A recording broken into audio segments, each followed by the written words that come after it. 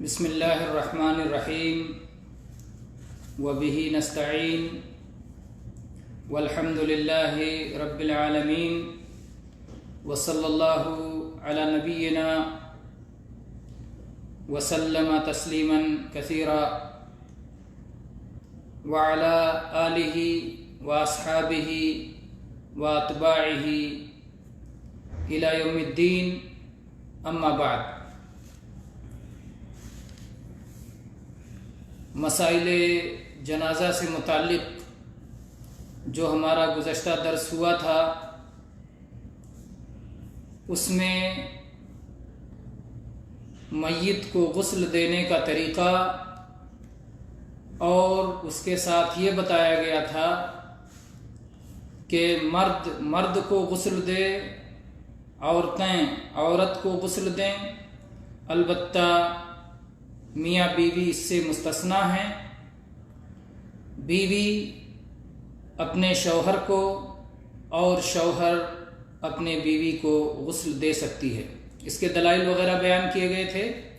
ایک بات بیان کرنے سے رہ گئی تھی، کیونکہ شیخ البانی رحمہ اللہ جن کی کتاب کو ہم بنیاد بنا کر کے یہ درس دے رہے ہیں، شیخ نے اسے ذکر نہیں کیا ہے۔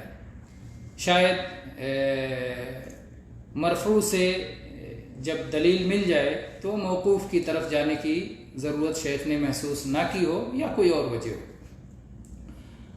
وہ دلیل یہ ہے کہ صحابہ کرام بلکہ خلفائے راشدین رضی اللہ عنہم کے یہاں اس تعلق سے اسوہ موجود ہے۔ ابو بکر صدیق رضی اللہ عنہ کو ان کی بیوی نے وفات کے بعد غسل دیا اور علی رضی اللہ عنہ نے اپنی بیوی فاطمہ رضی اللہ عنہا کو غسل دیا۔ تو یہ مصنف عبدالرزاق اور مصنف ابن ابی شیبہ کی روایت ہے۔ اب آگے بڑھتے ہیں۔ ہم آج میت کو غسل دینے کے مسائل کے تعلق سے ہم اور مزید آگے بڑھتے ہیں۔ اس سلسلے میں یہ بات یاد رہے کہ میت کو وہ لوگ غسل دیں جو غسل کی سنت کو اچھی طرح جانتے ہوں۔ میت کو ایسے لوگ غسل دیں جو غسل کی سنت سے اچھی طرح واقف ہوں، سنت غسل سے جنہیں سنت غسل کی معرفت ہو، اور جو لوگ میت کے اہل و عیال میں سے ہوں، اس کے عزیز و اقارب میں سے ہوں، تو جتنے ہی قریبی اور رشتہ دار اور قریبی لوگ ہوں گے اتنا ہی یہ بہتر ہے، کیونکہ نبی کریم صلی اللہ علیہ وسلم کو غسل دینے والے اسی طور کے لوگ تھے۔ اور علی رضی اللہ عنہ فرماتے ہیں کہ میں نے رسول اللہ صلی اللہ علیہ وسلم کو غسل دیا تو میں نے نظر ڈالی کہ وفات کے بعد میت پہ جس طرح کے تغیرات ہوتے ہیں، جس طرح کی تبدیلیاں ہوتی ہیں، مجھے کوئی چیز نظر نہیں آئی۔ اللہ کے نبی کریم صلی اللہ علیہ وسلم جس طرح باحیات تھے تو پاکیزہ تھے، حالت وفات میں بھی، وفات کے بعد بھی آپ پاکیزہ تھے۔ آپ باحیات اور بعد الممات ہر وقت اللہ کے نبی صلی اللہ علیہ وسلم پاکیزہ تھے اور طیب تھے۔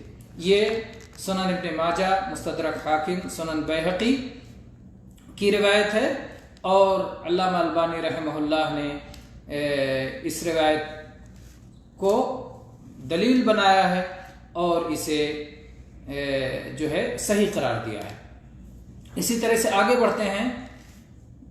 یہ بات بھی یاد رہے کہ جو شخص میت کو غسل دے گا، اللہ تبارک و تعالیٰ نے اس کے لیے اجر عظیم کا وعدہ کیا ہے۔ اللہ تبارک و تعالیٰ کی طرف سے اسے بہت بڑا ثواب ملنے والا ہے۔ میت کو غسل دینا یہ بہت بڑا کار ثواب ہے، اس لیے جو شخص غسل دے وہ اس ثواب کو حاصل کرنے کی نیت کر لے، وہ ایک کار ثواب کرنے جا رہا ہے۔ لیکن دو باتیں یاد رکھے، دو شرطیں یاد رکھے۔ پہلی شرط یہی جو بتائی اخلاص، ہم اس کو بعد میں بھی تفصیل سے بیان کریں گے، اور دوسری شرط جسے علامہ البانی رحمہ اللہ نے پہلی شرط کے طور پر بیان کیا ہے کہتے ہیں میت کی پردہ پوشی کرے. یہ شرط ہے اجر و ثواب حاصل کرنے کے لیے کہ وہ شخص میت کی پردہ پوشی کرے، اور اگر کوئی ناپسندیدہ چیز اسے نظر آئے تو اسے قطعاً کسی سے بیان نہ کرے، کیونکہ نبی کریم صلی اللہ علیہ وسلم کی یہ حدیث ہے کہ جو شخص کسی مسلمان کو غسل دے اور اس کی پردہ پوشی کرے تو اللہ تبارک و تعالیٰ 40 بار اس کی مغفرت فرما دیتا ہے.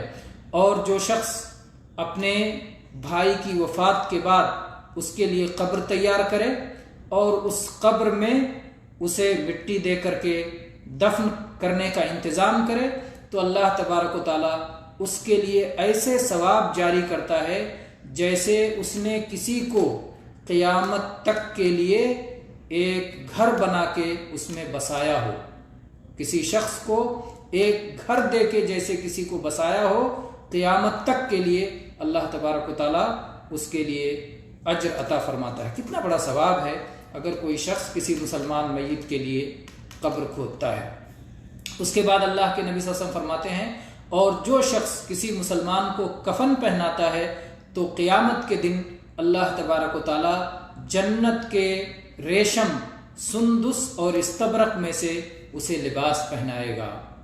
تو اس طرح سے میت کو غسل دینا، میت کو کفن دینا اور میت کے لیے قبر تیار کرنا، یہ سارے کام اجر و ثواب کے کام ہیں.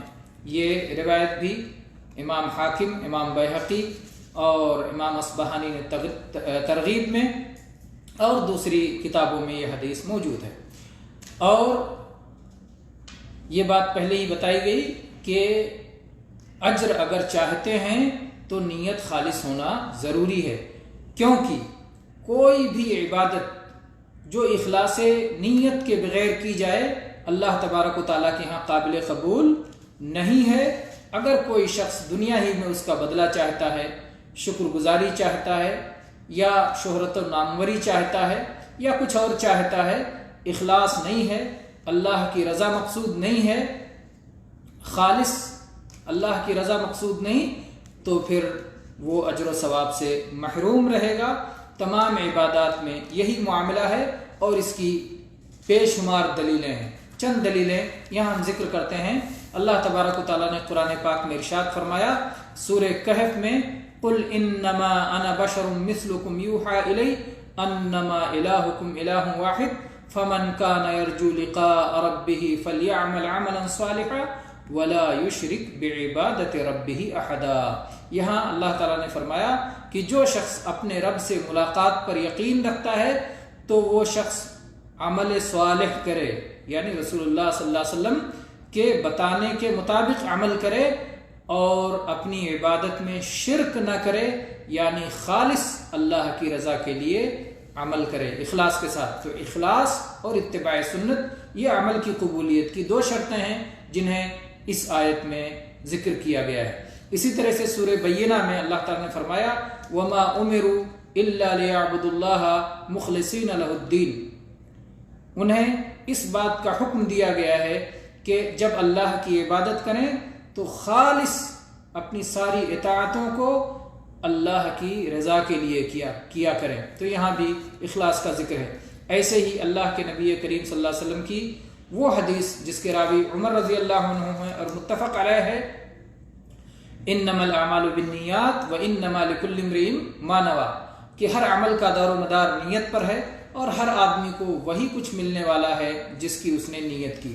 اور ایسے ہی مسند احمد کی یہ روایت کہ اللہ کے نبی کریم صلی اللہ علیہ وسلم نے فرمایا کہ اس امت کو، یعنی اس امت کے لوگوں کو رفعت، بلندی، نصرت، سرفرازی کی خوشخبری سنا دے، البتہ یہ بھی بتا دے کہ جو شخص آخرت والے کام دنیا کے لیے کرتا ہے تو اسے آخرت میں کچھ ملنے والا نہیں ہے.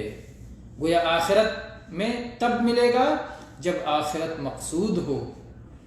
اگر دنیا ہی مقصد رہا تو دنیا ہی مل جائے گا، اور وہ بھی اللہ تعالیٰ جسے دینا چاہے گا دے گا. ہر کسی دنیا چاہنے والے کو دنیا نہیں ملتا، جیسا کہ قرآن پاک میں اللہ تعالیٰ نے فرمایا. ایسے ہی ابو امامہ رضی اللہ عنہ کی یہ حدیث بھی جو کہ سنن نسائی میں ہے کہ ایک شخص نبی کریم صلی اللہ علیہ وسلم کے پاس آیا اور اس نے کہا کہ اے اللہ کے نبی، ایک شخص غزوہ کرتا ہے اور وہ اجرت اور شہرت چاہتا ہے تو اسے کیا ملے گا؟ اللہ کے نبی کریم صلی اللہ علیہ وسلم نے فرمایا اسے کچھ نہیں ملے گا۔ اس نے 3 بار یہ بات دہرائی۔ اللہ کے نبی کریم صلی اللہ علیہ وسلم بار بار اسے یہی جواب دیتے رہے کہ اسے کچھ نہیں ملے گا، اس لیے کہ اللہ تبارک و تعالیٰ اسی عمل کو قبول فرماتا ہے جو خالص اللہ کی رضا کے لیے کیا جائے۔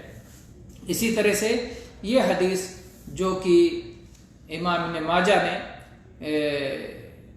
زہد میں ذکر کیا ہے کہ حدیث قدسی کے طور پر اللہ تعالیٰ نے فرمایا انا اغنى الشركاء عن الشرك من عمل لي عملا اشرك فيه غيري فانا منه بريء فهو للذي اشرك، کہ جو شخص، اللہ تعالیٰ نے فرمایا کہ میں تمام شرکا میں شرک سے سب سے زیادہ بے نیاز ہوں۔ جو شخص کوئی ایسا کام کرے جس میں میرے ساتھ کسی اور کو شریک کرتا ہے تو میں اس عمل سے بری ہوں، اور جس کے لیے وہ کر رہا ہے اسی کے لیے میں پورا عمل چھوڑ دیتا ہوں، گویا کچھ بھی اجر اسے ملنے والا نہیں ہے۔ تو یہ مسئلہ معلوم ہوا کہ میت کو غسل دینا یہ کار ثواب ہے، لیکن کار ثواب جب ہوگا جب آدمی اخلاص کے ساتھ میت کو غسل دے، اور دوسری شرط یہ کہ میت کی پردہ پوشی کرے۔ یہ بات بھی یاد رہے کہ جو شخص میت کو غسل دے اس کے لیے غسل کرنا مستحب ہے، اور اس کی دلیل سنن ابی داؤد، سنن ترمذی اور صحیح ابن حبان کی یہ حدیث کہ اللہ کے نبی صلی اللہ علیہ وسلم نے فرمایا من غسل میتا فلیغتسل، جو آدمی کسی میت کو غسل دے تو وہ خود غسل کرے، اور جو اسے کاندھا دے، جو اسے اٹھائے تو وہ وضو کرے۔ حدیث میں حکم آیا ہے، اس سے فرضیت معلوم ہوتی ہے۔ علامہ البانی رحمہ اللہ فرماتے ہیں کہ میں فرض ہی کہتا کہ میت کو غسل دینا فرض ہے، لیکن فرض اس لیے نہیں کہہ رہا ہوں کیونکہ 2 حدیثیں اور ہیں جو اسے فرضیت سے استحباب کی طرف پھیرنے کے لیے دلیل ہیں۔ پہلی حدیث عبداللہ ابن عباس رضی اللہ عنہ کی، کہتے ہیں کہ اگر تم میں سے کوئی شخص کسی میت کو غسل دے تو اس کے اوپر غسل ضروری نہیں ہے، اس لیے کہ میت نجس یا ناپاک نہیں ہے، غسل دینے کے بعد اپنے ہاتھوں کو دھو لیا کرو۔ یہ امام حاکم اور امام بہقی نے اس کی روایت کی ہے۔ اور دوسری حدیث عبداللہ ابن عمر رضی اللہ عنہ کا قول، وہ کہتے ہیں کہ نبی کریم صلی اللہ علیہ وسلم کے زمانے میں ہم میت کو غسل دیتے تھے، ہم میں سے کوئی شخص غسل دینے کے بعد غسل کرتا تھا اور کوئی شخص غسل نہیں کرتا تھا۔ تو اگر فرض ہوتا تو ظاہر بات ہے سارے صحابہ کرام غسل کرتے۔ اس سے معلوم ہوتا ہے کہ یہ مستحب عمل ہے، اگر کوئی شخص کسی میت کو غسل دے تو اس کے لیے غسل کرنا مستحب ہے، فرض نہیں ہے۔ اسی طرح سے یہ بات بھی یاد رہے کہ جن لوگوں کو غسل دیا جائے گا اس میں سے شہید معرکہ نہیں ہوگا۔ انشاءاللہ اس مسئلے کو ہم کل کے لیے، اگلے درس کے لیے رکھتے ہیں۔ آج کے درس کے لیے صرف ہم نے چند باتیں رکھیں۔ ایک یہ کہ میت کو غسل دینے والا وہ شخص ہونا چاہیے جسے غسل دینے کی سنت سے واقفیت ہو، اور اگر وہ میت کے اہل و عیال میں سے، قریبی رشتہ داروں میں سے ہے تو یہ سب سے بہتر ہے، اور ورنہ کوئی بھی دوسرا بھی ہو سکتا ہے۔ اور دوسری بات یہ کہ یہ کار ثواب ہے، شرط یہ ہے کہ اخلاص کے ساتھ اور پردہ پوشی کے ساتھ کیا جائے۔